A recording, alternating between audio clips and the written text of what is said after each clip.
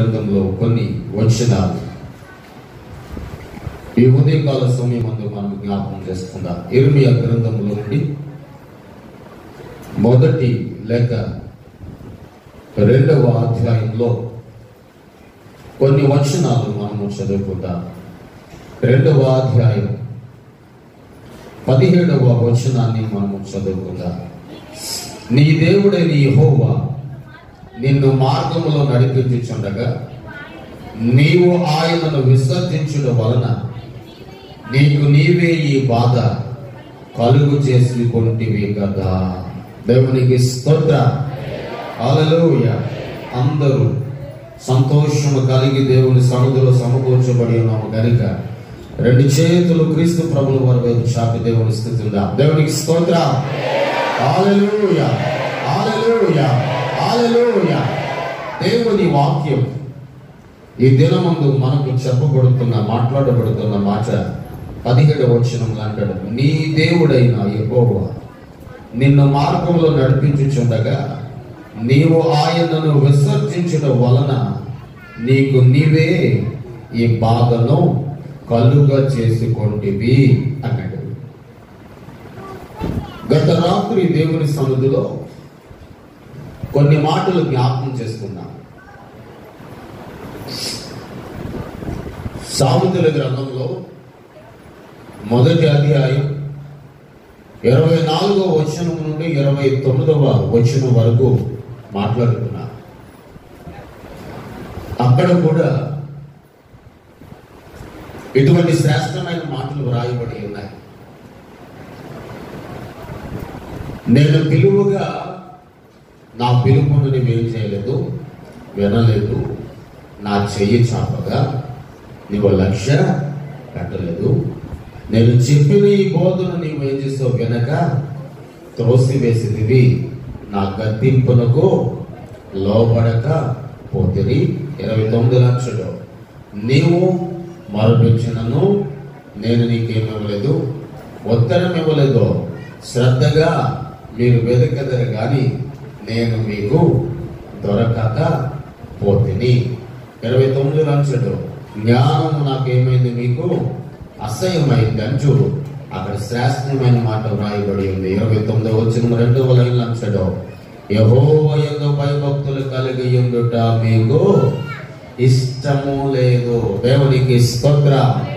హల్లెలూయా, హల్లెలూయా. వాక్యం చెప్పబడుతుంది, నీవు మార్గములో దేవుడు నిన్ను నడిపించుచు ఉండగా నీవు నడుచుచు ఉన్నటువంటి మార్గమును దేవుడు స్థిరపరిచి ఉండగా నీవు నడుచుచున్న మార్గంలో ఎదురయ్యే కలత గాని, కలవరము గాని, దుఃఖము గాని వీటన్నిటి నుండి కూడా దేవుడు నిన్ను విడిపించుచు ఉండగా నీవేం చేస్తావు అంటే ఆ మార్గంలో ఉన్నటువంటి నీవు శక్తివంతుడైనటువంటి దేవుడను ఏం చేస్తావు, విసర్జించింది కనుక విసర్జించుకున్న బట్టి నీకు నీవే ఏం తెచ్చుకున్నావట, బాధను కలుపు చేసుకున్నావు అన్నాడు. దేవునికి స్తోత్రం.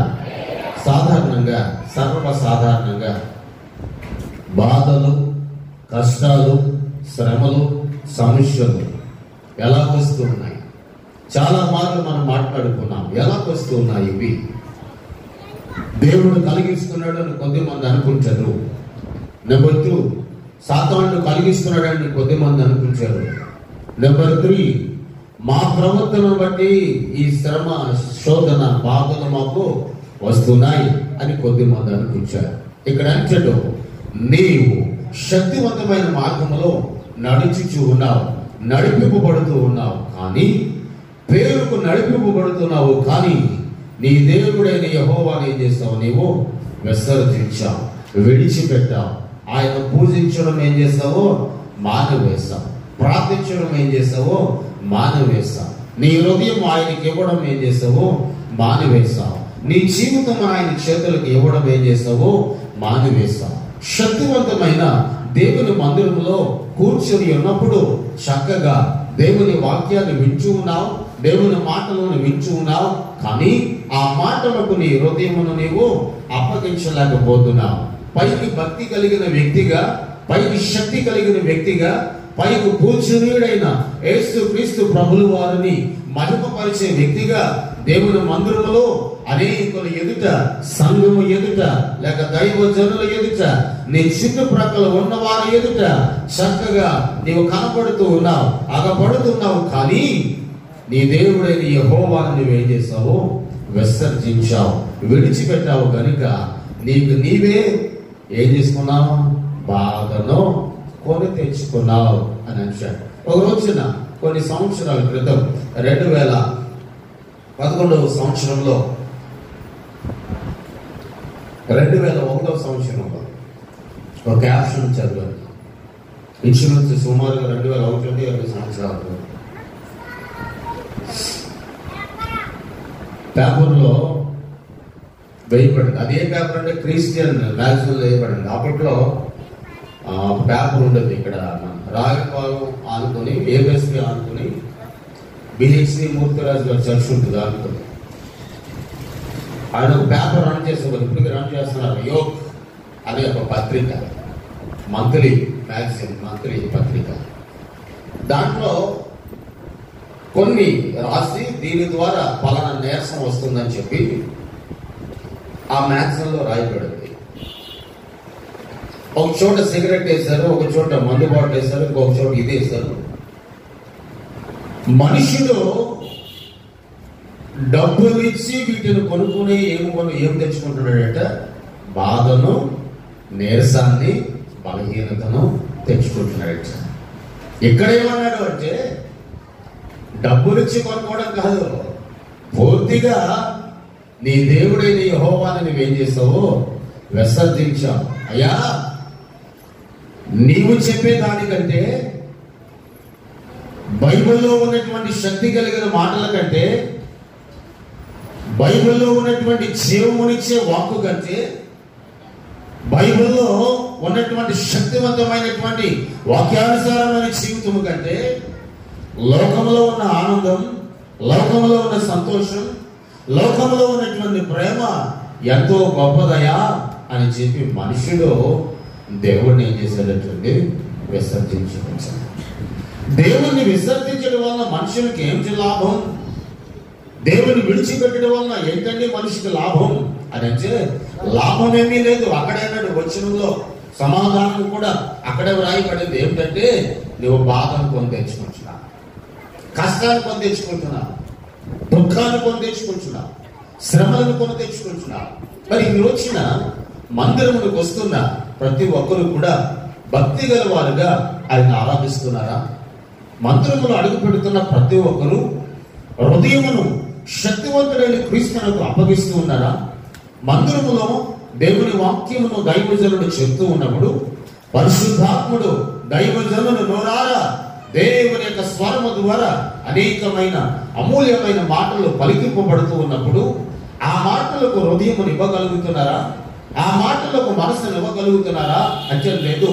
దేవుని మందిరములో కూర్చుని ఇందు కూడా ఎక్కడో దేని కూర్చో, వేరొక దాని కూర్చో, వేరొక ఆలోచన, లేక లోక సంబంధమైన ఆలోచన, ఇంటిని కూర్చున్న ఆలోచన, సమస్యలను కూర్చున్న ఆలోచన, భర్త కూర్చే ఆలోచన, బిడ్డల కూర్చే ఆలోచన, అత్తగారి కూర్చే ఆలోచన, లేకపోతే కోడళ్ళ కోసం ఆలోచన, కూతుర్ల కోసం ఆలోచన, లేకపోతే ఇలాగా రకరకాలైనటువంటి ఆలోచనలు దేవుని మందిరంలో కూర్చుని ఉండి కూడా మనుష్యుడు వాక్యములకు సమయమును ఇవ్వడం లేదో ఆలోచనలకు ఏమిస్తున్నాడు?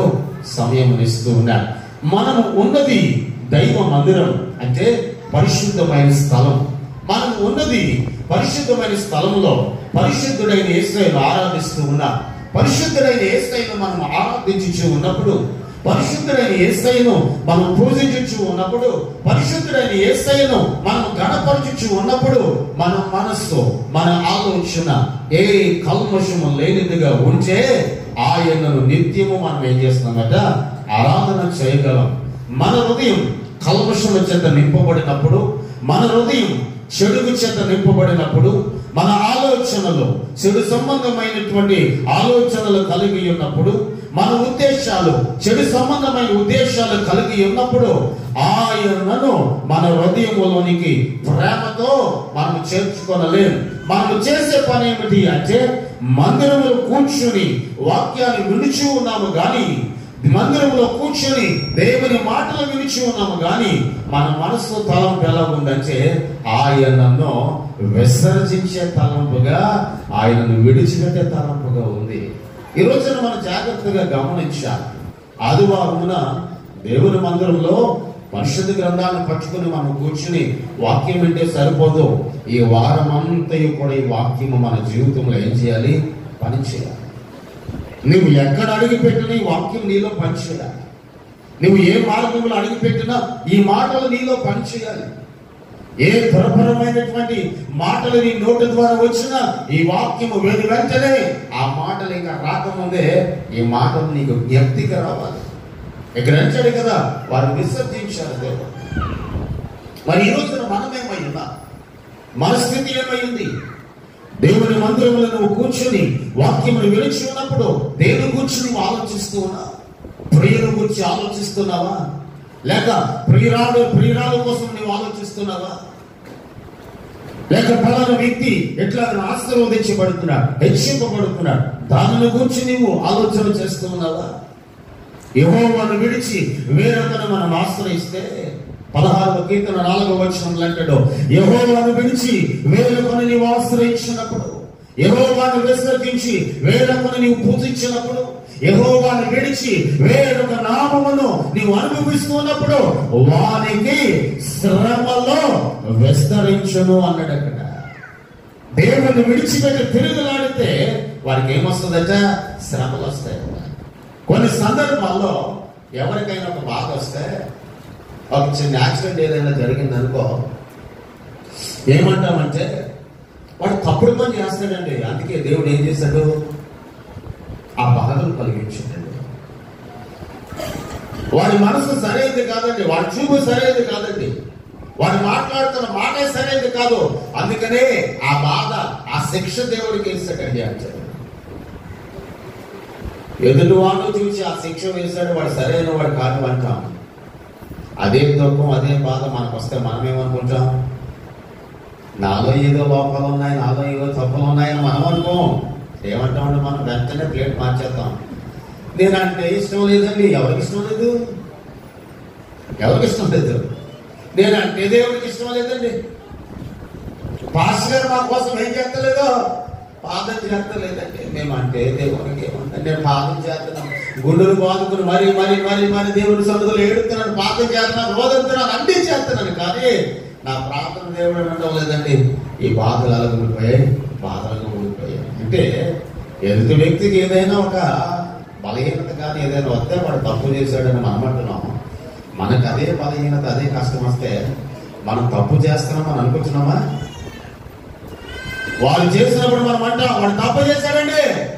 మనకు వచ్చినప్పుడు మనం దాన్ని ఏం చేస్తామంటే కవర్ చేసుకున్నాం. Covering, packing. మనకి కవరింగ్ ఎక్కువ, ప్యాకింగ్ ఎక్కువ. ప్రతిదీ కూడా ఏం చేస్తాం? మనం కవర్ చేస్తుంటాం. వాక్యం వచ్చాడు, నీ జీవితంలో బాధ రావడానికి కారణం, నీ జీవితంలో నీకు కష్టం రావడానికి కారణం మనిషి కాదు, నీ చుట్టుప్రక్కల ఉన్న వారు కాదు, లేకపోతే నీ కొరకు ప్రార్థించేవారు కాదు, నిన్ను ప్రేమించే పరిపూర్ణుడైన క్రీస్తు ప్రభువు వారు కాదు. కారణం ఎవరంటే నీవే. ఎందుకు నీవు కారణం? వాక్యంలో గ్రహించడం, నీ దేవుడైన యెహోవాను నువ్వేం చేస్తావో విసర్జించావు.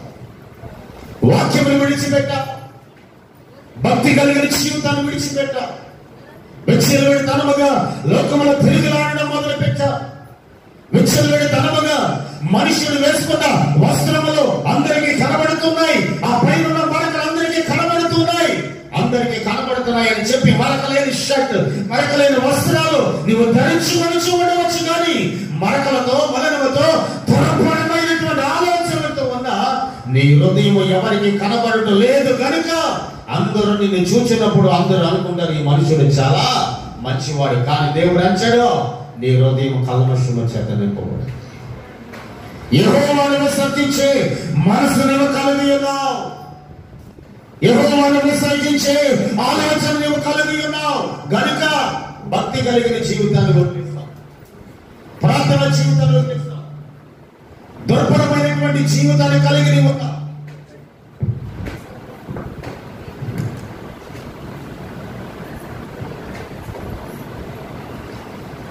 దేవునికి స్తోత్రం.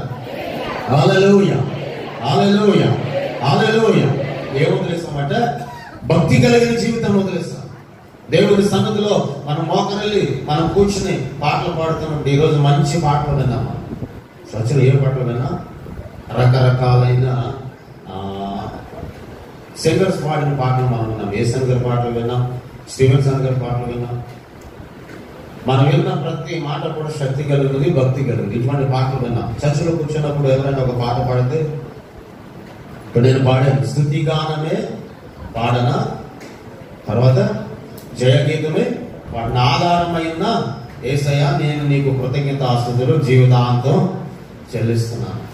మనం పాడతాం స్తుతి గానమే పాడన. ఎక్కడ? మందిరంలో పాడతాం. మనం ఎవరైనా సాక్షి చెప్తే అయ్యో ఎంత బాధ వచ్చిందా, అయ్యో అంటాం. మంచిది. వాక్యం చెప్తే వాక్యం మనం వింటున్నప్పుడు నిజమే అలా ఉండకూడదు అని అనుకుంటాం మందిరంలో.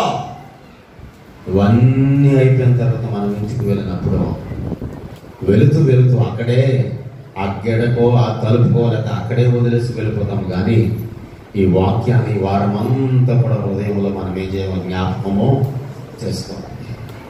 ఒక మాటలో మనం మాట్లాడుకోవాలంటే ఇక్కడ ఒక రకమైన భక్తి, అక్కడ ఒక రకమైన భక్తి.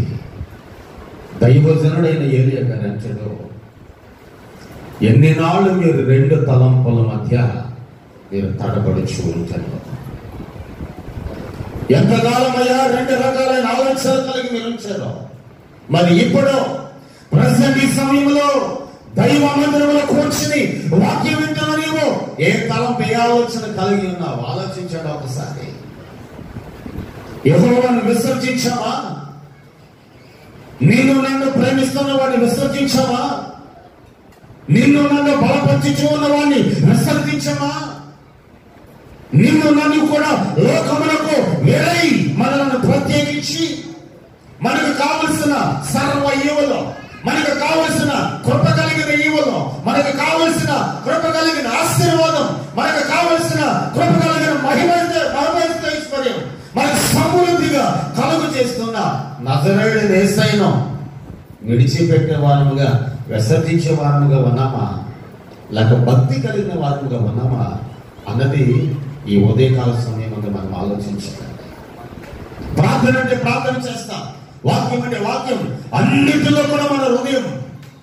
కానీ ఎదుటి వ్యక్తి చూసిన వ్యక్తి అనుకుంటాడో తన హృదయం చాలా బాగుందని, చాలా మంచి వ్యక్తి అంటే ఆమె, చాలా మంచివాడండి అతను అంటాడు. కానీ లోపల దేవుడు అంటాడో, పరిశుద్ధాత్ముడు అంటాడో, నీ హృదయం దేవుని దృష్టికి సరి అయిందే కాదా. ఎందుకంటే నీ హృదయం ఘోరమైన కల్మషంతో నింపబడింది, నీ హృదయం ఘోరమైన దుష్టత్వముతో నింపబడింది. నీ నోట యథార్థత లేదు, నీ భక్తుల యథార్థత లేదు, నీ ప్రార్థనల యథార్థత లేదు, దేవునికి ఇచ్చే దానిలో ఏమి లేదు, యథార్థత లేదు. కానుకిస్తున్నావు, దాంట్లో యథార్థత లేదు. దశంభాగం ఇస్తున్నావు, దాంట్లో యథార్థత లేదు. మోకరిని ప్రార్థిస్తున్నావు, దాంట్లో యథార్థత లేదు. ఇతరులకు చెబుతూ ఉన్నావు, ఇతరులతో మాట్లాడుతూ ఉన్నావు, ఆ మాటల్లో కూడా ఏమి కనబడటం లేదు, యథార్థత కనబడటం లేదు. దానికి కారణం ఏమిటి అంటే నీ దేవుడైన యెహోవాను నువ్వేం చేసావో విడిచిపెట్టావు. దేవుని విడిచిపెడితే ఆ కుటుంబం, ఆ జీవితం, ఆ క్రైస్తవుని యొక్క జీవితం బలపరచబడితే చాలా కష్టతరమైంది. ఒక మెట్టు మనం ఎక్కితేనే పైకి వెళ్ళగలం. ఒక మెట్టు మనం ఎక్కకుండా కింద మెట్టు మీద ఉండి నేను పైకి వెళ్ళాను అనుకుంటే వెళ్ళిపోతాము, పైకి వెళ్ళలేమంటే. మన ఆధ్యాత్మికమైన భక్తి కలిగిన జీవితంలో కూడా దేవుడిని విడిచిపెట్టకుండా, ఎందుకు విడిచిపెట్టకూడదు అని ఈ దినమందు పరిశుద్ధాత్ముడు మనతో మాట్లాడుతున్నాడు. అంటే ఇదిగో నేను త్వరగా మీ మధ్యకు రాబోతున్నాను, ఆయన త్వరగా వచ్చే సమయం ఆసన్నమైంది, నిన్ను నన్ను కూడా సిద్ధపరిచి పరమరాజ్యములకు తీసుకుని వెళ్ళి ఒకానొక దినము రాబోతుంది కనుక ఆ దినము కొరకు మనము పరిపూర్ణమైన వాక్యము ద్వారా సిద్ధపాటు కలిగి జీవిస్తే ఆయనతో పాటు మనము వెళ్ళగలం. యెహోవాను మనం విడిచిపెడితే శ్రమలు వస్తాయి. ఇక్కడ అన్నాడు ఒక మాట, మీకేం కలుగును, బాధ కలుగును అన్నాడు. చూడండి మరొక వచనాన్ని మనం చదువుదాం. కొంచెం క్రిందకు వద్దాం. 19వ వచనంలో అంటాడు, ఏమన్నాడు? 19వ వచనంలో అంటాడు, నీ దేవుడైన యెహోవాను విసర్జించుటయు, నీకు నా ఎడల భయభక్తులు లేకుండాటయు, బాధకును శ్రమకును కారణమగునని నీవు తెలుసుకొని గ్రహించినట్లు నీ చెడుతనము నిన్ను శిక్షించును, నీవు చేసిన ద్రోహము నిన్ను గద్దించునని ప్రభువును సైన్యములకు అధిపతియగు యెహోవా సెలవిచ్చుచున్నాడు. దేవునికి స్తోత్రం. హల్లెలూయా, హల్లెలూయా. ఇది ఇంకా కఠినమైన మాటలు ఉన్నాయి. దాంట్లో కఠినం ఏముందని అంటే అక్కడ అంటాడు కింద వాక్యంలో అంటాడు, నీ చెడుతనం నిన్ను ఏం చేసిందట? శిక్షించిందట. నీ ద్రోహం నిన్ను ఏం చేస్తుంది? గద్దించింది. ఎవరు సెలవిస్తున్నారు? అది ప్రభువు సెలవిస్తున్నాడు. సైన్యములకు అధిపతి అయిన యెహోవా ఏం చేస్తున్నాడు? సెలవిస్తున్నాడు. ఏమని సెలవిస్తున్నాడు అంటే, నీ దేవుడని యెహోవాను విసర్జించుటయు, నీవు నా ఎడల ఏమి లేదట? భయభక్తులు లేకుండాటయో, బాధకనో శ్రమకనో కారణమగునో. దేవునికి స్తోత్రం. దేవుని ఎడల ఏమి లేదటండి? భయమో భక్తి లేదు కనుక బాధ శ్రమ కష్టము దుఃఖమునకు కారణం అయ్యాయి. అయితే అక్కడ అన్నాడు, నీ చెడుతనమే నిన్ను ఏం చేస్తుంది? శిక్షించుతుంది. నీలో ఉన్న దోషమే నిన్ను గద్దిస్తుంది. నీలో ఉన్న అపరాధమే నీకు శిక్ష వేస్తుంది. ఈరోజు అంటాడు క్రీస్తు ప్రభువు వారు, నీవు యెహోవాను విసర్జించుటయో, నా ఎడల నీకేమీ లేదు భయమో భక్తి లేదు. చాలా మందిలో భయం ఉందండి, కానీ ఏమి లేదంటే భక్తి కరువైపోయింది. చాలా మందిలో భక్తి ఉంది, కానీ ఏమి లేదండి అంటే భయం అనేది లేదండి. భయము భక్తి, భయభక్తులు అనగా దానికి అర్థం దేవుడైన యెహోవా మాట మనం వినడం, దేవుని వాక్కును మనం వినడం, దేవుని వాక్కు ద్వారా మనం ముందుకు నడిపింపబడడం, దేవుని వాక్కు ద్వారా మన హృదయాంతరంగంలో ఉన్న ప్రతి క్రియలను కూడా మనము సరి చేసుకోవడం. మొదటిలో ఒక మాట మనం చెప్పుకున్నాం. సామెతల గ్రంథం 1వ అధ్యాయం 29వ వచనం 2వ లైన్లో అంటాడు, వారికి యెహోవా యందు భయభక్తులు కలిగి ఉండుట ఇష్టమో లేకపోయెను అన్నాడు. మరి మన పరిస్థితి ఏంటి ఈ రోజున? ఈ విశ్రాంతి దినం నవంబర్, ఈరోజు 15వ తారీఖు, ఇంకా 15 దినాలు ఉన్నాయి ఈ నెల గతించిపోవడానికి. అదొక 31 దినం ఉంది. ఇంచుమించు ఎన్ని దినాలు ఉన్నాయి? 46 దినాలు ఉన్నాయి ఈ సంవత్సరం గతించిపోవడానికి. ఈ నెల ఈ 15 దినములు గడిచిపోతే డిసెంబర్ 1వ దినము నుండి డిసెంబర్ 31వ దినము వరకు కూడా మన షాపింగ్ అని, ఇంటికి సున్నాలని, అదని ఇదని రకరకాల కార్యక్రమాల్లో మనం ఉంచాం. ఈ సంవత్సరానికి ఎండింగ్లో 31వ దినమున దేవుని సన్నిధిలో ఉపవాసం ఉండి దేవుని సన్నిధిలో ప్రార్థన చేస్తాం. ప్రభు, ఈ సంవత్సరం అంతా నేను చేసిన అపరాధాలు, నేను చేసిన అవసరం అంతా, నేను చేసిన తప్పులు, పొరపాట్లు, లోపాలన్నింటినీ కూడా యేసయ్య నామములో ఏం చేయాలి?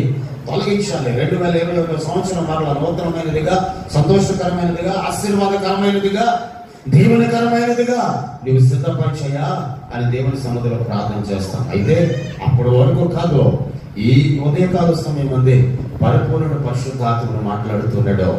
నీ చెడుతనమును విడిచిపెట్టాలి. నీలో ఉన్నటువంటి దోషములను ఏం చేయాలి? విడిచిపెట్టాలి. ఈ రెండింటికి నీ హృదయం దూరం అయితే నీ జీవితంలో కష్టం ఉండదు, నీ జీవితంలో బాధ ఉండదు, నీ జీవితంలో కన్నీరు ఉండవు, నీ జీవితంలో కష్టాలు ఉండవు, నీ జీవితంలో కరువు ఉండదు, నీ జీవితంలో కలవరాలు ఉండవు, నీ జీవితంలో వేదన ఉండదు, నీ జీవితంలో ఏ విధమైన బాధ ఉండదు. నిత్యము సంతోషముతో ఉత్సాహ గానములతో దేవుని సన్నిధిలో గంతులు వేయించు, దేవుణ్ణి స్తుతించగలుగుతాం. ఇవన్నీ ఎప్పుడైతే మనలో ఉన్నాయో ఆనందం ఉండదు, సంతోషం ఉండదు, దీవెన ఉండదు, ఏది ఉండదు. ఒక గొప్ప అనుభవం, యథార్థమైన కథ చెప్తాను. జపాన్ దేశంలో రాత్రి చెప్పుకున్నాం. జపాన్ దేశంలో ఒక యవనస్తురాలి వద్దకు వెళ్ళి పాస్టర్ గారు చెప్పారట. పాస్టర్ గారు రాత్రి మోకరిని ప్రార్థన చేస్తూ ఉంటే పలానా యవనస్తురాల దగ్గరికి వెళ్ళి నువ్వు చెప్పు అని చెప్తే పాస్టర్ గారు వెళ్ళాడట. వెళ్ళి చెప్తున్నాడు పాస్టర్ గారు, అమ్మా లోక సంబంధమైన దుర్భరమైన జీవితాన్ని నువ్వు జీవిస్తున్నావు, ఆ జీవితాన్ని విడిచిపెట్టే దేవుని యొద్దకి రమ్మని దేవుడిని ఏం చేస్తున్నాడు, పిలుస్తున్నాడు అని చెప్పినప్పుడు ఆ సహోదరు అన్నది వచ్చా కొట్టడానికి లేస్తుందట. నువ్వేటయ్యా, నువ్వు పాస్టర్ గారివే, మీ చర్చికి ఎంతమంది వస్తున్నారు అంతమందికి చెప్పు, నాకు మాత్రం నువ్వేం చేయొద్దు చెప్పొద్దని చెప్పి తిరుగుబాటు చేస్తుంది వచ్చా. తిరుగుబాటు చేసినటువంటి ఆమెకు ప్రార్థన చేసే పాస్టర్ గారు అక్కడి నుంచి వచ్చారు. దేవుడు చెప్పిన కర్తవ్యాన్ని చక్కగా ఆయన ఏం చేశాడు, దేవుడు చెప్పిన మాటను నెరవేర్చాడు. వెళ్ళని చెప్పాడు, నీకు శ్రమ రాబోతుందమ్మా, కష్టం రాబోతుంది, బాధ రాబోతుంది, దేవుడు నీతో చెప్పమన్నాడని మొత్తం చెప్పాడు. ఇంటికి వచ్చేసాడు. కొన్ని దినాలు అయిన తర్వాత వేసవి కాలంలో, ఎండాకాలంలో మామిడి పళ్ళు ఎక్కువ తినడం వల్ల ఏమేస్తాయి, సెకండ్ క్లాస్ కదా, అవి ఎక్కడ వెళ్తాయో తెలియదు.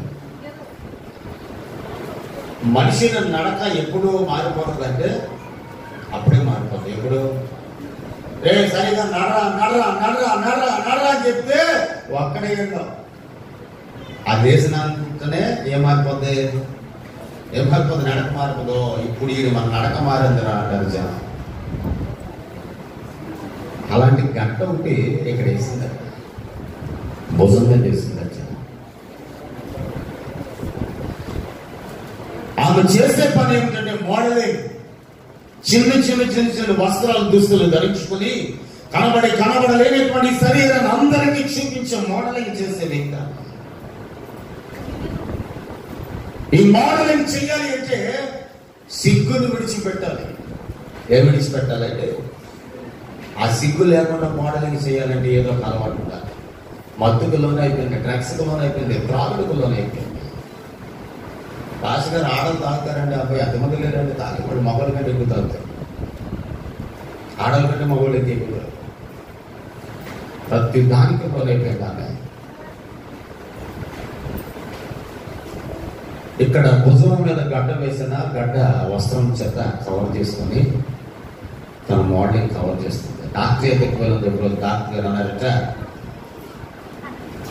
అది ఏదో నేను ఇంజక్షన్ చేస్తే టాబ్లెట్ ఇస్తే తగ్గిపోయే గడ్డ కాదమ్మా, అది ఏ గడ్డ, అది క్యాన్సర్ గడ్డ, తీసేయాలి. అక్కడికి ఏం తీసేయాలి, గడ్డతో పాటు చెయ్యి కూడా తీసేయాలి. చెయ్యి శుభ్రంగా తీసేసిందమ్మా, జాగ్రత్త, ఫలానా రోజున వస్తే నేను ఏం చేస్తాను, నీకు ఆపరేషన్ చేస్తానంటే బాగా డాక్టర్ గారు మీరు అలాగంటారంటండి. ఈ దేశంలోనే ప్రఖ్యాతిగాంచిన మోడల్ నా చేయి తీసేస్తే నా అందం ఏమైపోతుంది, నా మోడలింగ్ ఏమైపోతుంది. ఒక్కరోజు మోడలింగ్ చేస్తే కొన్ని వేల కొన్ని లక్షల రూపాయలు సంపాదిస్తున్నారు.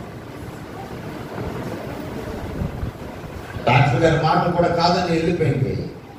కొన్ని రోజులు అలాగనే దాన్ని కవర్ చేసి మోడలింగ్ చేసింది, లక్షల రూపాయలు సంపాదించింది.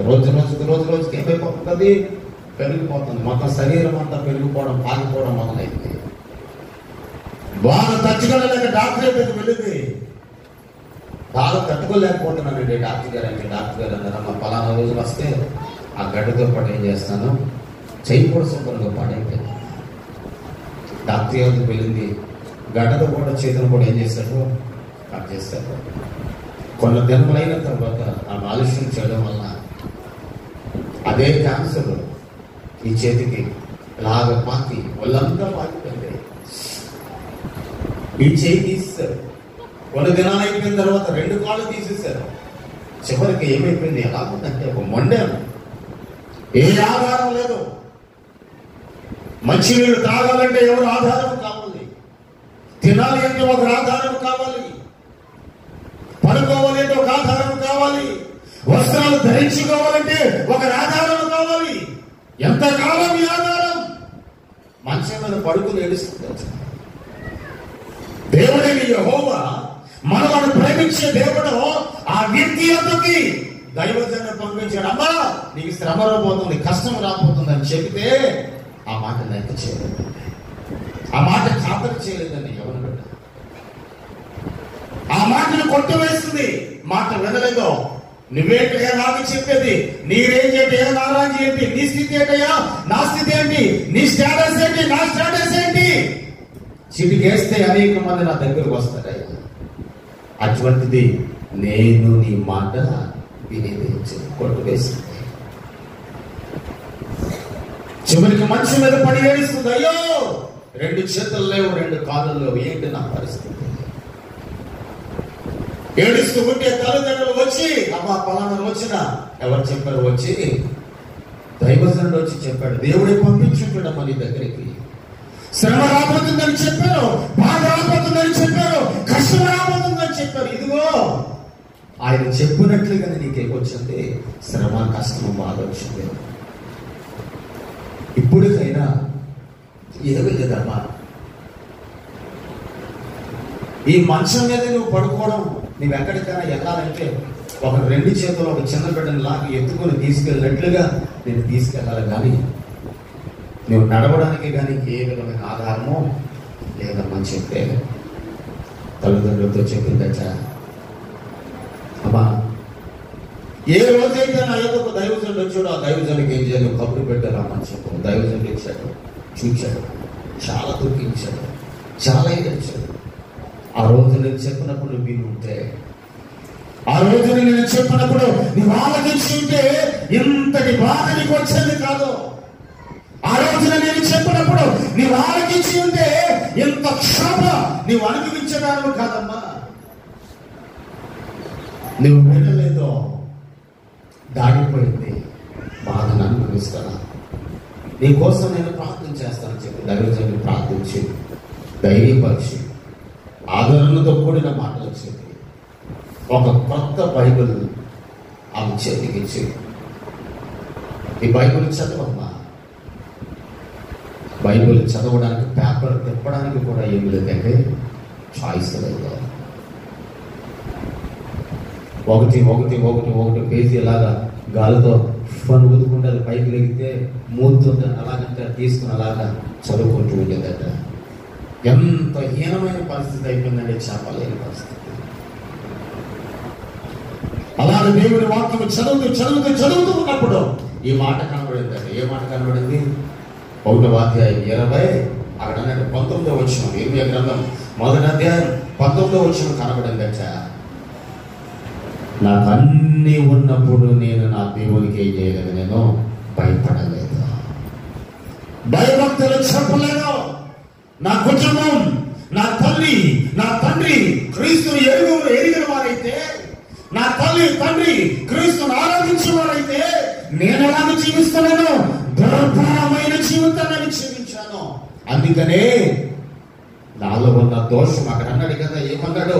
నాలో ఉన్న చెడుతనం, నాలో ఉన్న దోషం, నాలో ఉన్న మరణం, నాలో ఉన్న పాపం నాకు ఈ శిక్షను విధించాయి.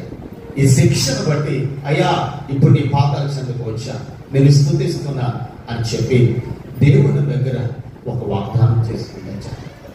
ఏమిటండి వాగ్దానం అంటే, నేను చనిపోయేలోపు, నాలో చివరి శ్వాస ఉన్నంత వరకు, ఎప్పుడైతే చనిపోతానో ఆ చనిపోయేలేపు ఆ దినములన్నీ కూడా నీ కొరకు నేను బ్రతుకుతానయ్యా, నీ కొరకు నేను సాక్షిగా ఉంటానయ్యా, కొంతమందినైనా నీ యొద్దకు నేను తీసుకొస్తానయ్యా, నడిపిస్తానయ్యా అని వాగ్దానం చేస్తుంటాడు. ఎలా నడిపిస్తుంటాడు? బయటికి వెళ్ళి సువార్త చెప్పగలదా? మార్పు లేని వాడికి ఏమైనా చెప్పగలదా? మార్పు లేని వాడికి ఎవరైనా దేవుని గురించి చెప్పగలదా? చెప్పలేదే. 2 చేతులు ఉండి 2 కాళ్ళు ఉండి నడిచి బైబిల్ గ్రంథాన్ని పట్టుకుని వెళ్ళి మార్పు లేని జనాంగం మీదకు వెళ్ళి మారండి అని చెబితేనే ఎవరు వినడం లేదే. 2 కాళ్ళు చేతులు లేని ఈ మొండు వెళ్ళి చెబితే ఎవరు ఆలకిస్తారండి? ప్రార్థన చేస్తుంది, అయ్యా నీ సువార్తను నేను ప్రకటించడానికి, సిలువ వేయబడి ఉన్న క్రీస్తును గురించి ప్రకటించడానికి ఒక నూతనమైన ద్వారం నా కొరకు తెలుగు. ఆమె ప్రార్థన చేస్తుండగా దేవుడు ఒక ఆలోచన కలుగు చేసేట. ఆలోచన ఏంటంటే,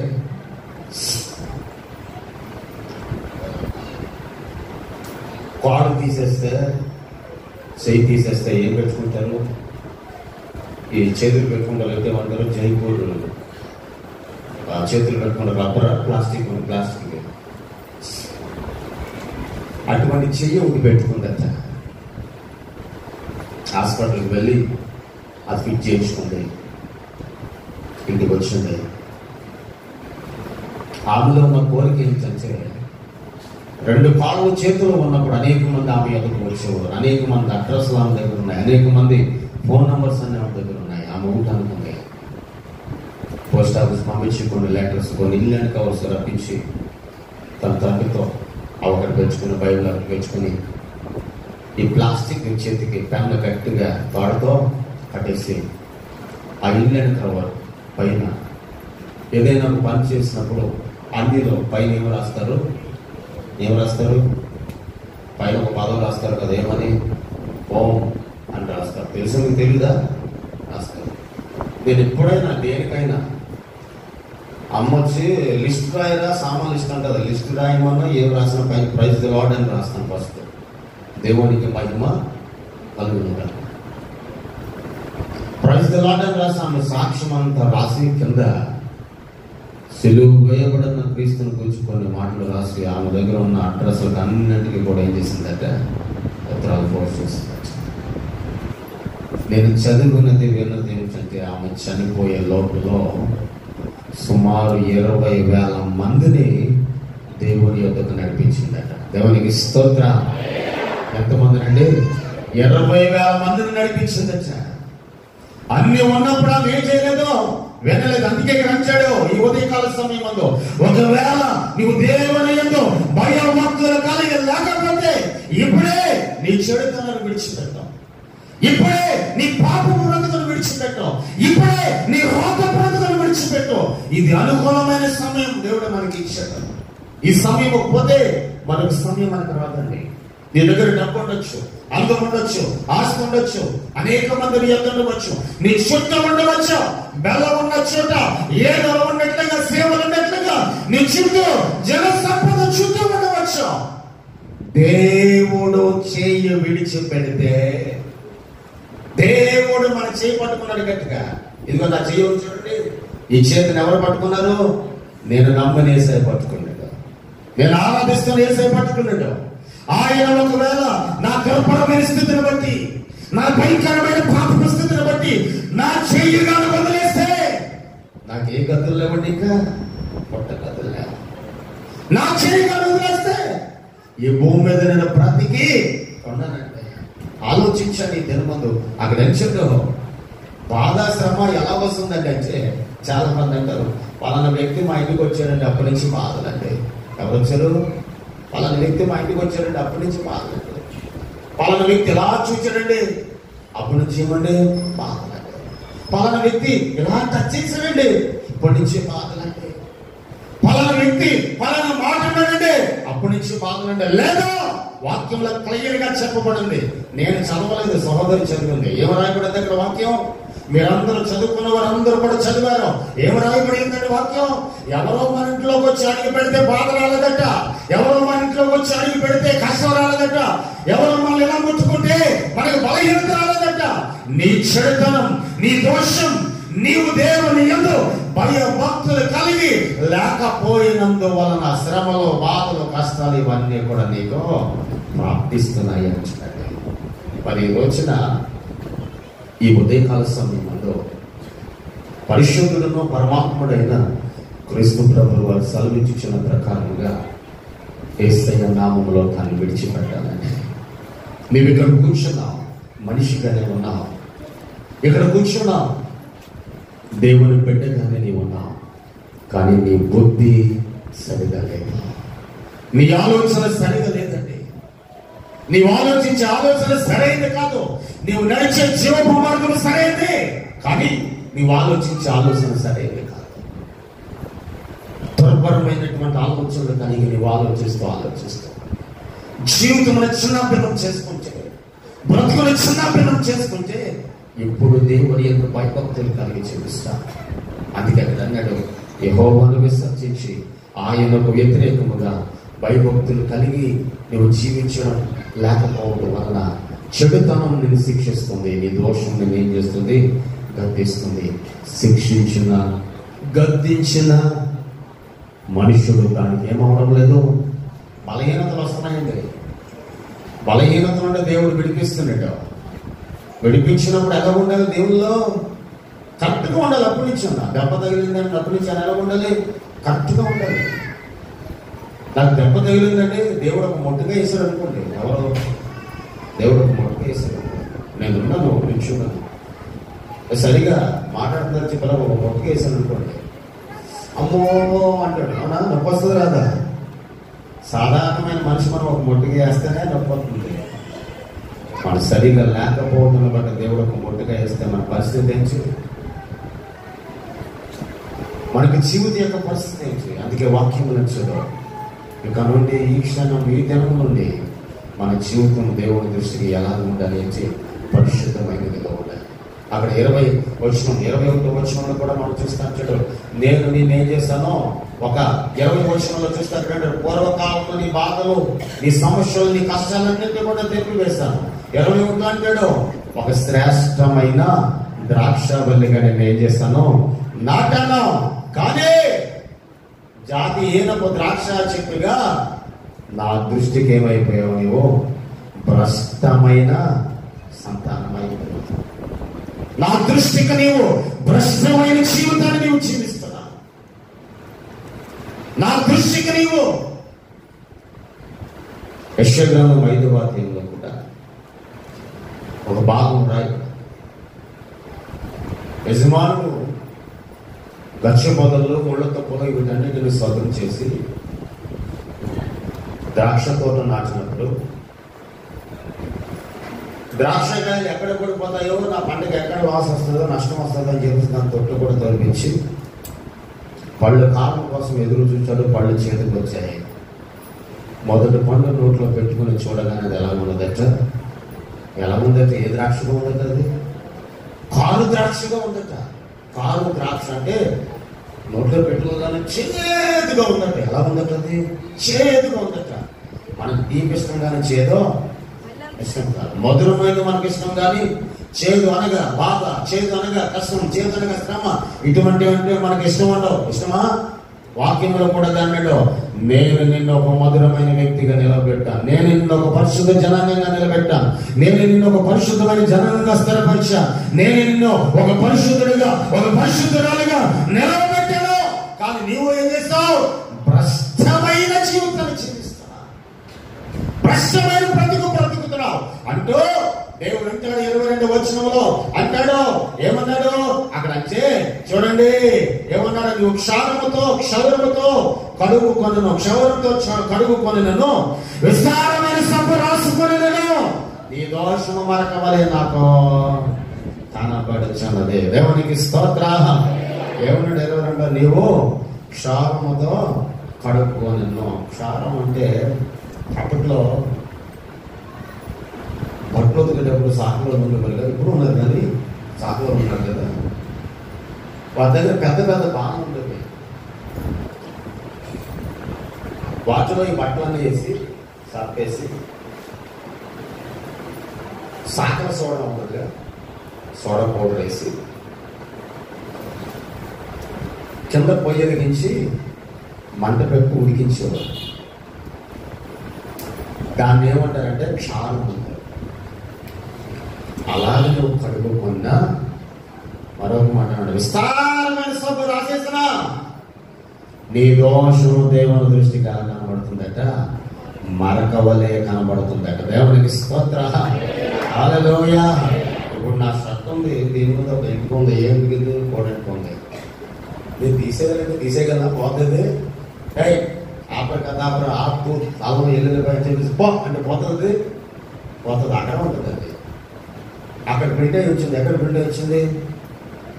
అదేమి ఉండకుండా ఉండాలంటే ప్లెయిన్ వైట్ ప్లెయిన్ షర్ట్ వేసుకుంటే ఏ మరక కనపడదు. మరి మన మీద ఏదైనా ఇక్కడ మరక ఇది ఉంటుంది, ఇక్కడ మరక పడ్డది అనుకో.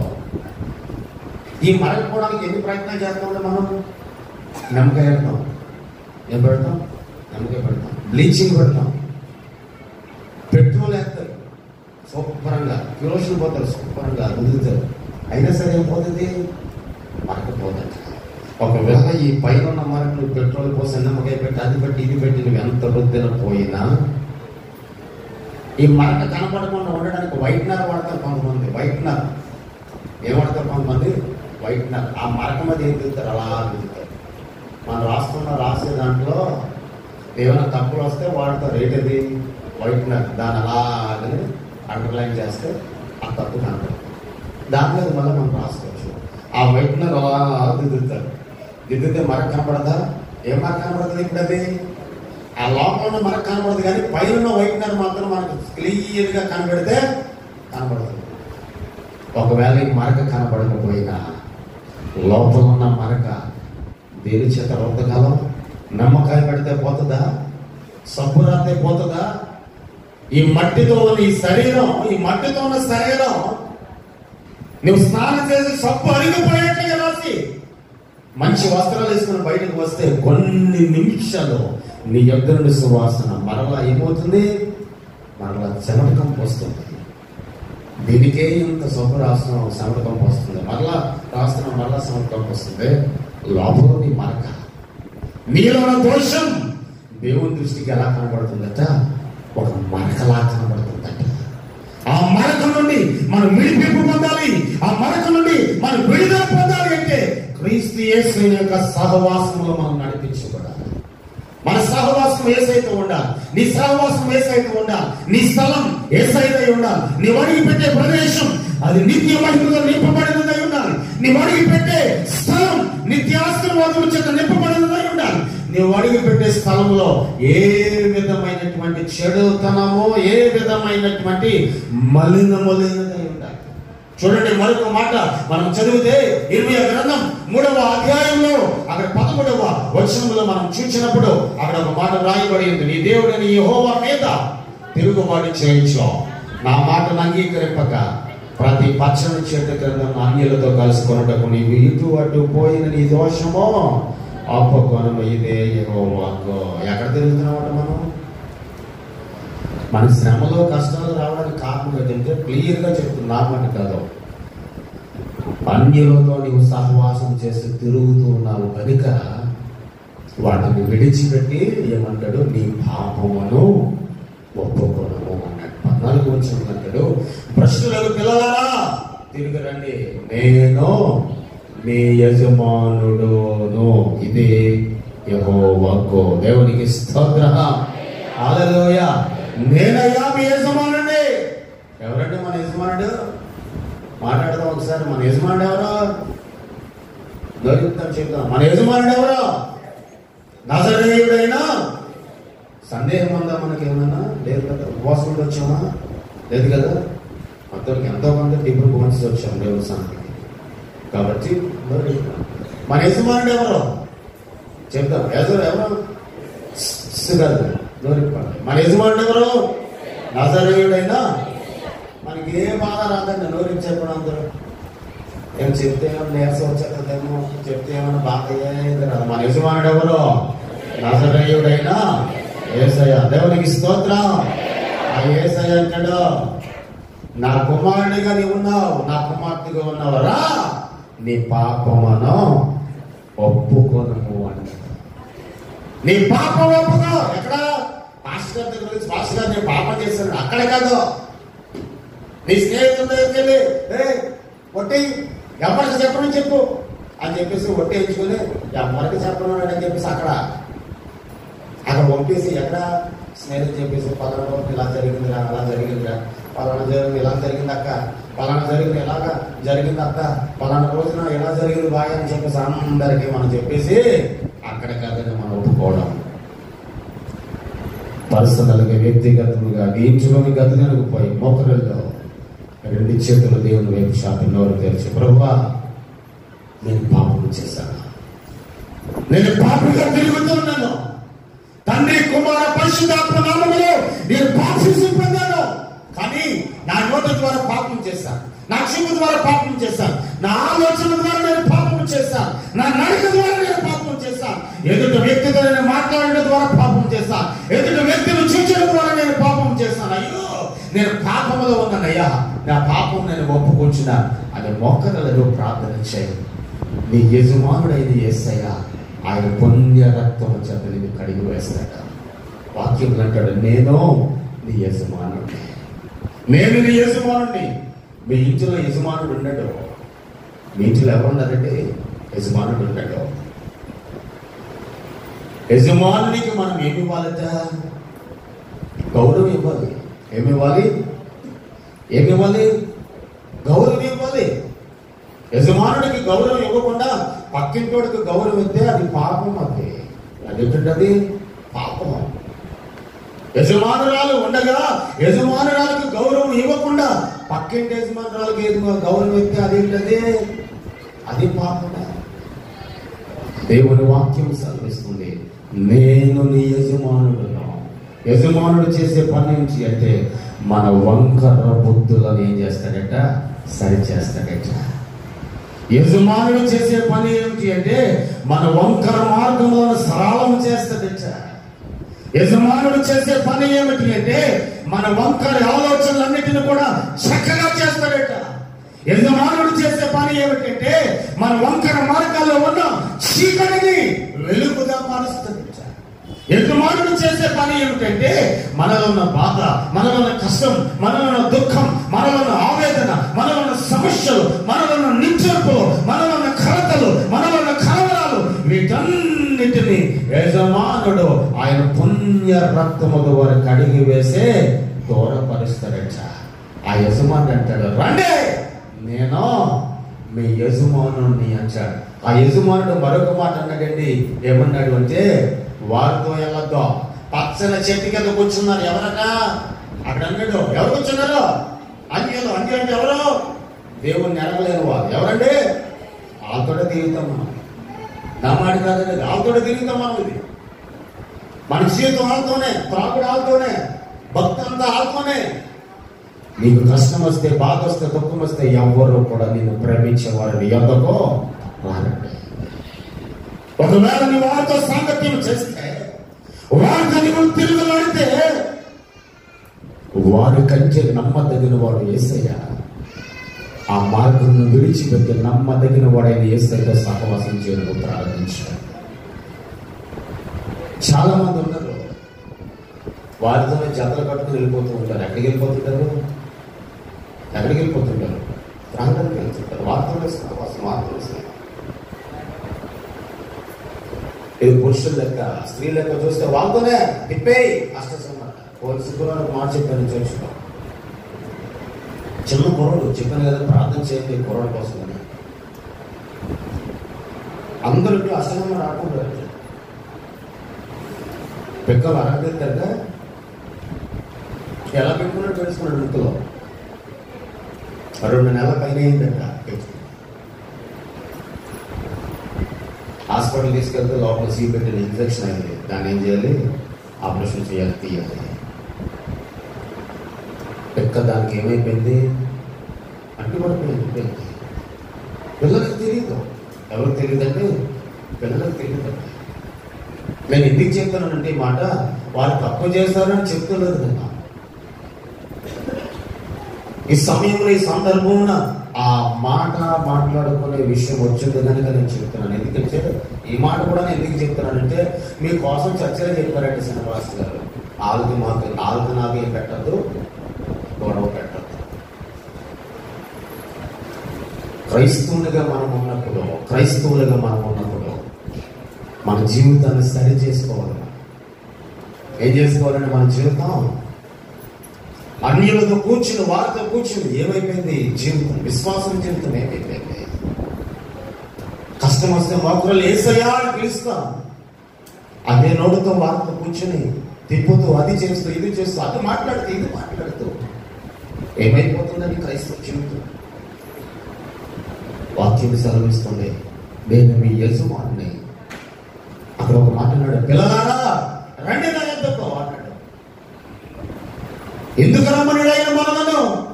మన స్థితిని బాగు చేయడానికి రమ్మని పిలుస్తున్నాడు.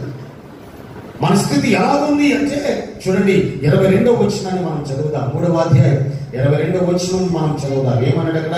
భ్రష్టులైన బిడ్డలారా తిరిగి రండి, మీ అవిశ్వాసమును నేను బాగు చేసేదను, నీవే మా దేవుడు అని యెహోవావు, నీ యొద్దకే మేము వచ్చుచున్నాం. దేవునికి స్తోత్రం.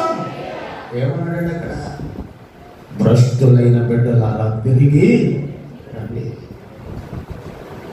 ఈరోజు నీవు కూడా మోకర్ల దేవుని యొక్క ఏడాది, అయ్యో నేను భ్రష్టురాలనయ్యా, నేను భ్రష్టులనయ్యా.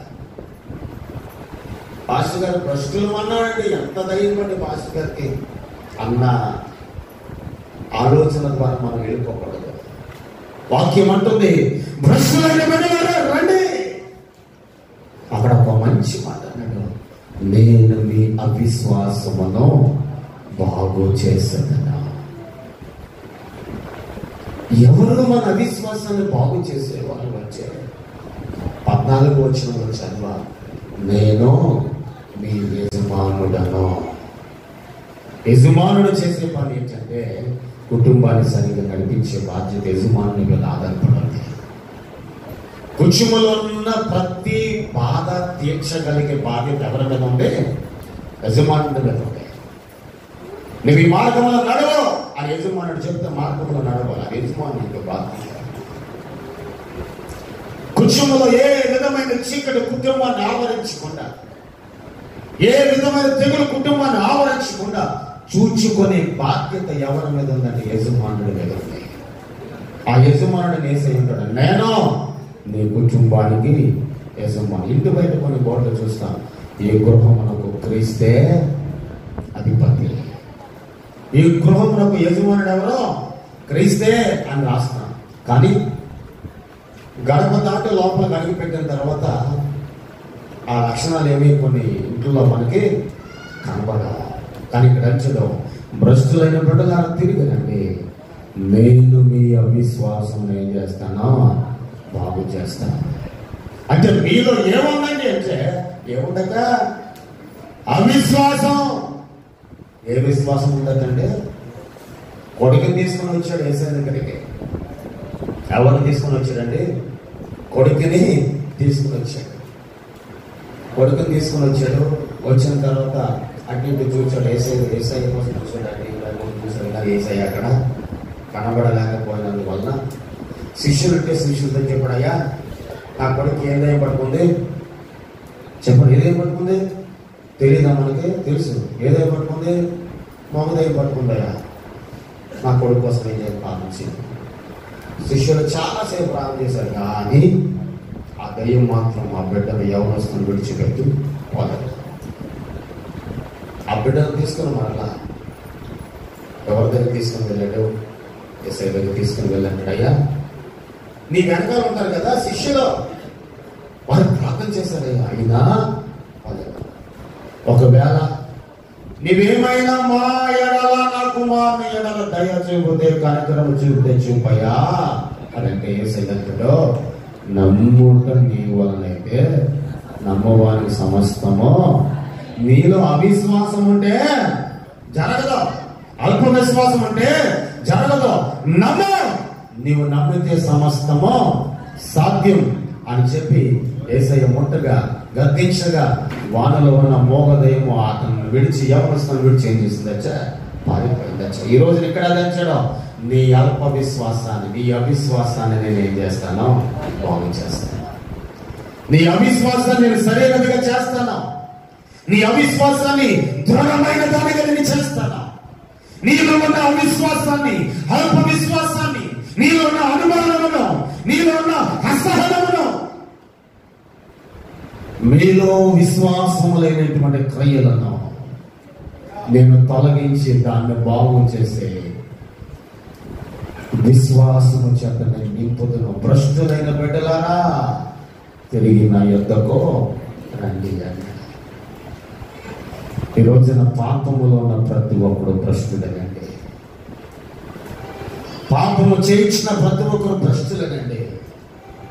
పాపము చూపు కలిగిన ప్రతి ఒక్కరు భ్రష్టులేనండి.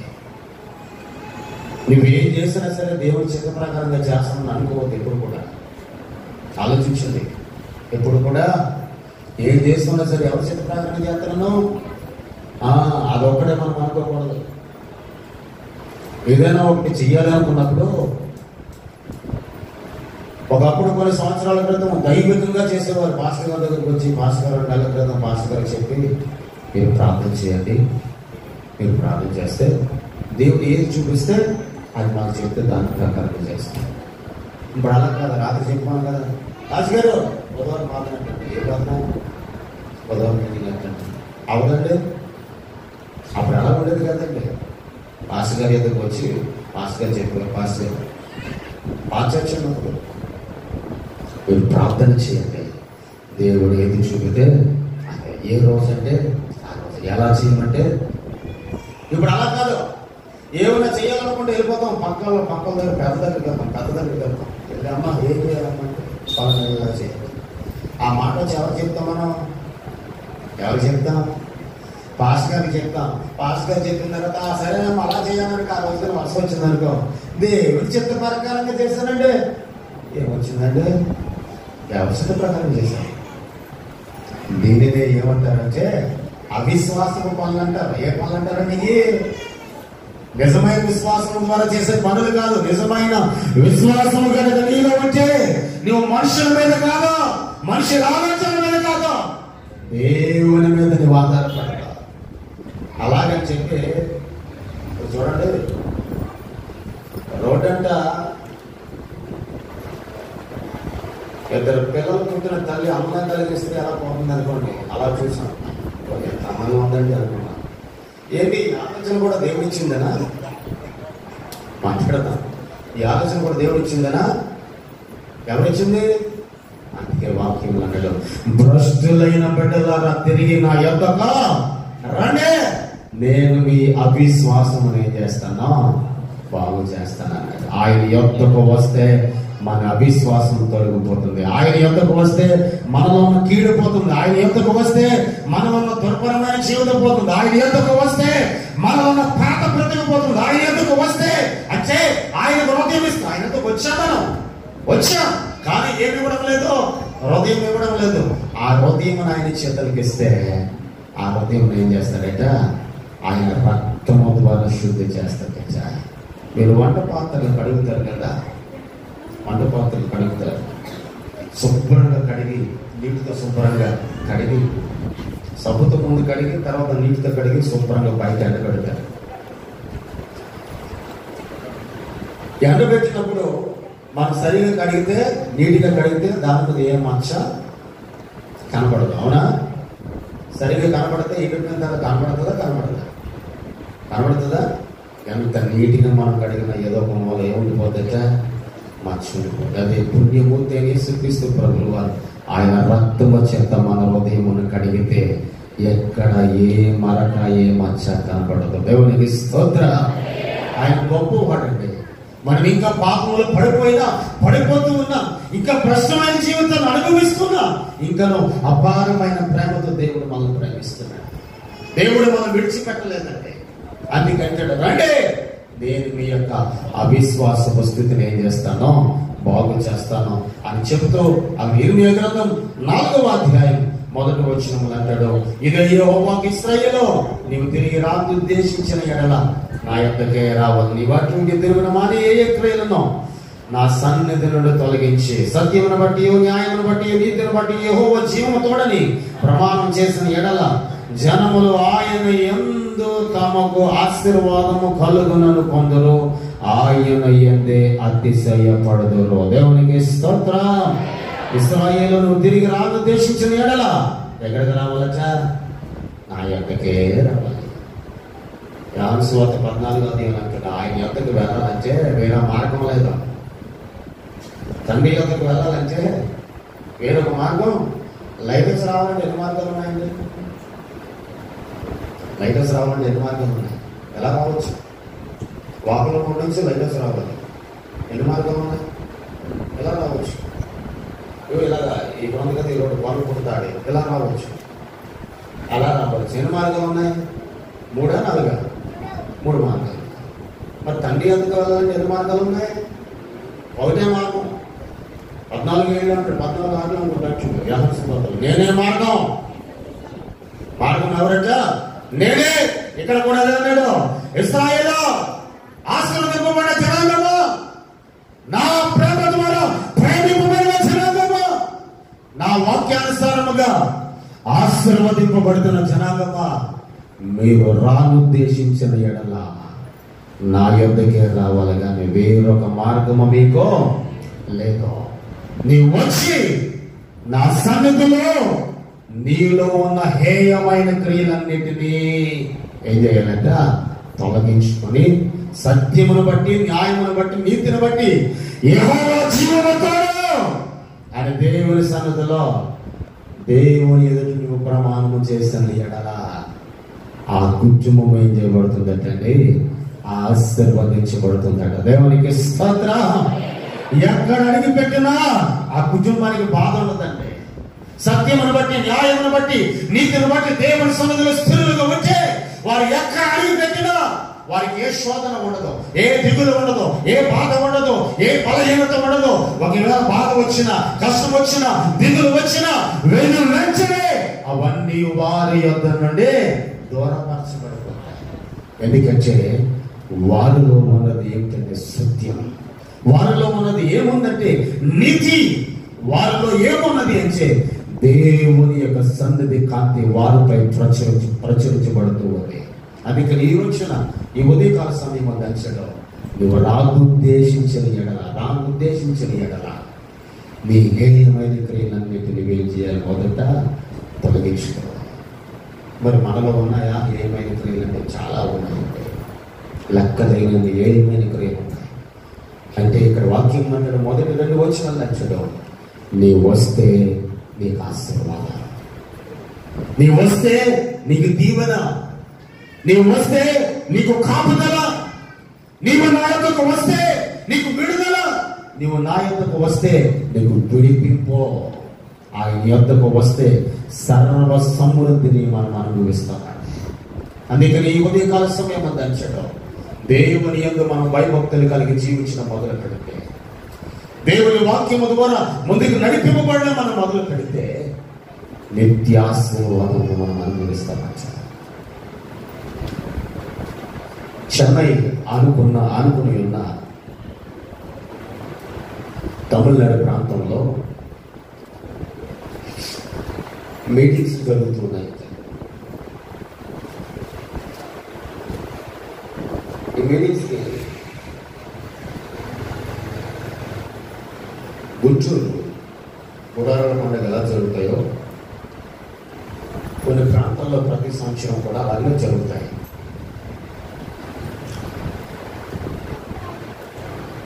ఆ తమిళనాడు ప్రాంతానికి విజయవాడ ప్రాంతంలో ఉన్న కూర్చుని వెళ్ళిందట మీటింగ్స్కి. మార్చి 11, 12, 13, 14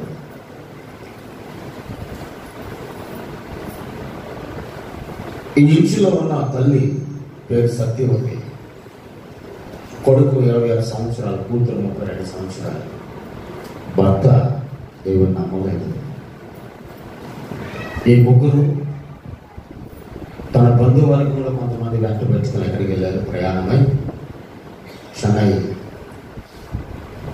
మధ్యాహ్నం వచ్చే ఇక్కడ మధ్యాహ్నం బయలుదేరుతుంది కాకినాడలో, విజయవాడ వెళ్ళేసరికి రాత్రి అయిపోతుంది. సర్కార్ ఎక్స్ప్రెస్కి వాళ్ళు బయలుదేరారు. అది తిన్నగా ఎక్కడికి వెళ్తుందంటే చెన్నై వెళ్తుంది.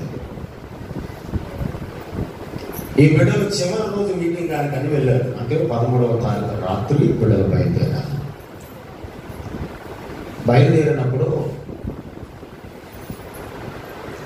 తల్లి ప్రార్థన చేసుకుని బయలుదేరింది. ట్రైన్ ఎక్కారు, చక్కగా తిన్నారు. అయితే ట్రైన్ దిగిన తర్వాత, చెన్నై స్టేషన్లో దిగిన తర్వాత ట్రైన్ నుంచి బయటకు వస్తారు. వీళ్ళు దిగిన ఒక 2-3 నిమిషాల్లో ట్రైన్ ఏమైపోయింది? కదిలిపోయింది, వెళ్ళిపోయింది. ఆ ప్రక్కన ఆగి ఉన్నటువంటి ట్రైన్లో ఈ సచివత అనే ఆమె అనుకుందట, ఆ ట్రైన్ ఆగుంది కనుక ఆ ట్రైన్లో వాష్రూమ్ ఉంటుంది కనుక వాష్రూమ్కి వెళ్ళొద్దాం అని అనుకుని ట్రైన్ ఎక్కిందట. వాష్రూమ్ అంటే మనందరికి తెలుసు, ఇది వెళ్ళింది. ఆ వెళ్ళి ఎలా డోర్ వేసుకున్న మరుసటి క్షణంలో ట్రైన్ కదిలిందండి. వెంటనే డోర్ తీస్తుంది, వాష్రూమ్కి వెళ్ళి వెంటనే డోర్ తీస్తుంది, కదిలే ఊపు తెలుస్తుందిగా. బయటకు వచ్చింది, హ్యాండిల్ ఉంటాయి కదా, రెండు హ్యాండిల్ పట్టుకుంది. దిగాలంటే ఆమె స్త్రీ చీర కట్టుకుంది. ఎలా దిగుతుంది? చాలా కష్టం. మెల్లమెల్లగా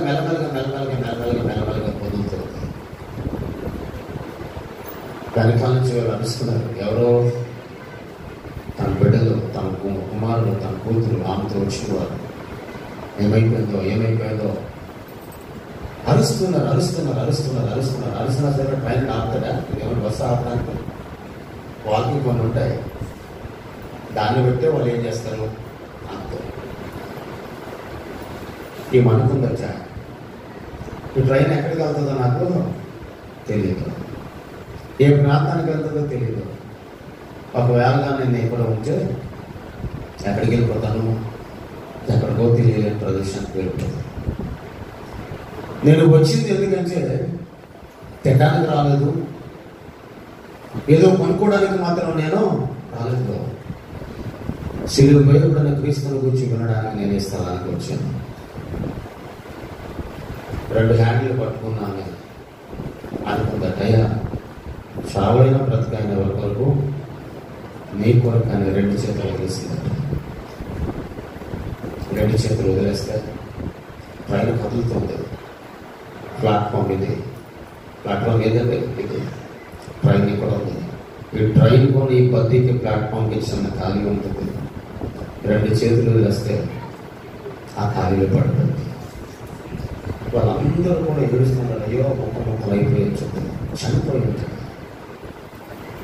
ఇంకా బ్రతకతో వాళ్ళు అనుకున్నారు. ఏడుస్తున్నారు, కేకలు వేస్తున్నారు. ట్రైన్ కదిలిపోతుంటే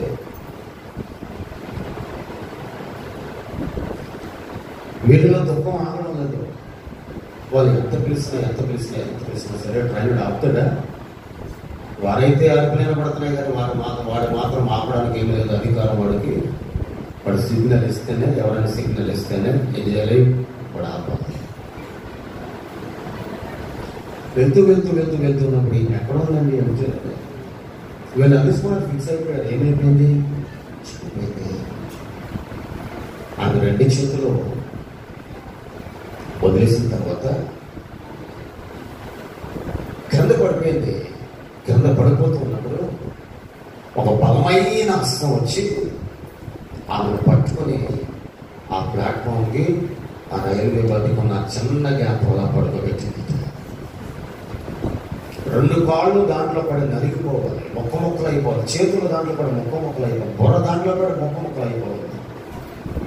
ఏమీ జరగకుండా అలాగనే దాంట్లో పట్టుబెడితే ఆ కుమారుడు కూతురు ఏడుస్తున్న ఏడుపులు అరుపులు వినబడుతున్నాయి. అప్పటికి ఆమె ప్రక్క నుండే వెళ్ళిపోతున్న ట్రైన్, ఇంత ఇంచు గ్యాప్ వెళ్ళిపోతున్న ట్రైన్ 10 గోగులు దాటిపోయిన తర్వాత వారు అరుపులు వినబడే స్పృహలోకి వచ్చి బుర్రల పైకి లేపితే మరొక బలమైన హస్తం వచ్చి ఆ బుర్రను తిప్పి ప్లాట్ఫామ్ వైపు తిప్పాలని పట్టుకున్న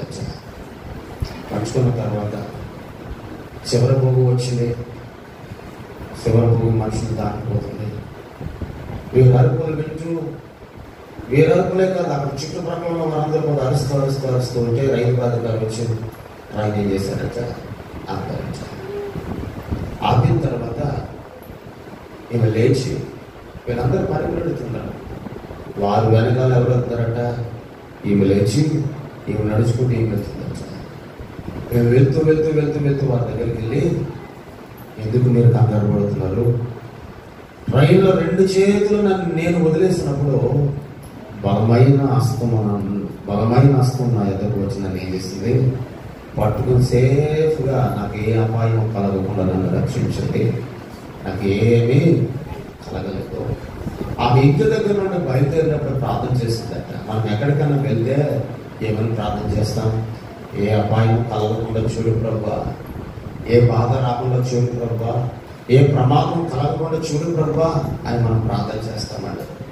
ఆమె ఏమో ప్రార్థన చేసిందంటే, అపాయం నుండి నన్ను ఏం చేయాలి, నీవు తప్పించు ప్రభు అని ప్రార్థన చేసి బయలుదేరిందట. అపాయం కలుగుతుందని ముందుగానే దేవుడు ఆమెకి ఏం చేశాడట, హెచ్చరించాడట. హెచ్చరిస్తే ఆమె మోకరిల్లి ప్రార్థన చేసిందంట, అయ్యా నాకు రాబోయే అపాయమునుడు నీవు నన్ను ఏం చేయాలి, తప్పించు అని మోకరిల్లి ప్రార్థన చేసింది. బయలుదేరింది. 2 చేతులు వదిలేసిన వెంటనే బలమైన చేతులు వచ్చి ఆమెను పట్టుకున్నాయి. ఆ ప్లాట్ఫామ్ సందులో ఆమె చక్కగా ఆహాగానే పడుకుంది. లేచిన తర్వాత ఆమెను చూసిన వారందరూ ఆశ్చర్యపోతున్నారట. 2 చేతులు వదిలేసిన ఆమె ఏమి తగలేదా, ఏమి అవ్వలేదా అని అంటే ఆమె అంటదట, నేను సత్యమును గురించి, న్యాయమును గురించి, నీతిని గురించి బ్రతికే వ్యక్తిని. నేను నమ్మిన నా దేవుడు ఏనాడు కూడా నాకు అపాయమో కలుగు చేయడు. మీరు చూస్తుండగానే ఇది కనికట్టి కాదు, ఇదేంటిది కనికట్టి కాదు, మీ కళ్ళతో మీరు చూస్తుండగా ఈ కార్యం జరిగింది. నా దేవుడు శక్తివంతుడు. ఇక్కడ ఉన్న మీరు కూడా దేవుని నమ్మిన వారైతే స్తుతించండి, దేవుని నమ్మలేని వారైతే ఆయన యందు విశ్వసించండి అని చెప్పి వారందరూ ఎదుట చెప్పిందంట. దేవునికి స్తోత్ర. అందుకే ఇక్కడ అన్నాడు, రండి నా యొద్దకు, ఏయమైన క్రియలన్నింటినీ తొలగించుకోండి, అప్పుడే మీరు ఆశీర్వదించబడతారు. ఏయమైన క్రియలను మనం తొలగించుకున్నప్పుడు, ఏయమైన క్రియలను మనం విడిచిపెట్టినప్పుడు మనకేమొస్తుందటండి, ఆశీర్వాదం వస్తుందట. ఈ రోజున మనకు ఆశీర్వాదం ఇచ్చేవాడు, ఈ రోజున మనకు సమృద్ధికరమైన సర్వ సమృద్ధిని దయచేసేవాడు, ఈ రోజున మనకు కావలసిన సకల ఐశ్వర్యాన్ని ఇచ్చేవాడు, ఈ రోజున మనకు కావలసిన శ్రేష్టమైన ఈవులను దయచేసేవాడు నజరేయుడైన యేసయ్య ఒక్కడే. అందుకే యేసయ్య అంటాడు, మీలో నీకు శ్రమ వచ్చిందంటే, బాధ వచ్చిందంటే, ఎవరో మీ ఇంటికి వస్తే బాధ రాలేదు, కానీ ఆ బాధ రావడానికి కారణం నీవే. ఆ బాధ రావడానికి కారణం నీ ప్రవర్తన, ఆ బాధ రావడానికి కారణం నీ చెడుతనం, ఆ బాధ రావడానికి కారణం నీవు త్రాగే త్రాగుడు, ఆ బాధ రావడానికి కారణం నీవు వాడుతున్న పేకాట, ఆ బాధ రావడానికి కారణం నీవు చేస్తున్న దుర్భరమైన ఆలోచనలు. ఆ ఆలోచనలు అంటే ఆ హేయమైన క్రియలన్నిటినీ తొలగించుకొని నా యొద్దకు రా. నీవు నా యొద్దకు వస్తే నిత్య ఆశీర్వాదముల ద్వారా నీవు ఆశీర్వదించబడతా. ఇది యెహోవా వాక్కు అన్నట్టు. ఇది నా మాటలు కాదండి. ఒకవేళ ఆ స్థితిలో వచ్చే రండి దేవుని యొద్దకు, దేవుని మహిమను ఆస్వాదించండి. ఎన్నడూ చూడలేని కార్యాలు, ఎప్పుడు ఫలింపలేని ఆత్మీయమైనటువంటి ఫలింపును దేవుని ద్వారా మీరు అనుభవిస్తారు. నా జీవితం ఎలాగ ఉండాలండి, నా బ్రతికి ఇలాగ ఉండాలండి అని మనం అనుకుంటే దేవుని ద్వారా ఏ విధమైన కార్యములను మనము అనుభవించలేము. మొక్కగా 1 నిమిషాలు దేవుని సన్నిధిలో ప్రార్థన చేద్దాం. మనలో ఉన్న హేయమైన క్రియలను, మనలో ఉన్న హేయమైన సాంగత్యాలను, మనలో ఉన్న హేయమైన దుర్బుద్ధిని, మనలో ఉన్న హేయమైన అలవాట్లను విడిచిపెట్టుకునే సమయం ఇది కనుక నోరు తెరచి దేవుని సన్నిధిలో మనమందరం 2 చేతుల దేవుని వైపు చాటి 2 హస్తాలు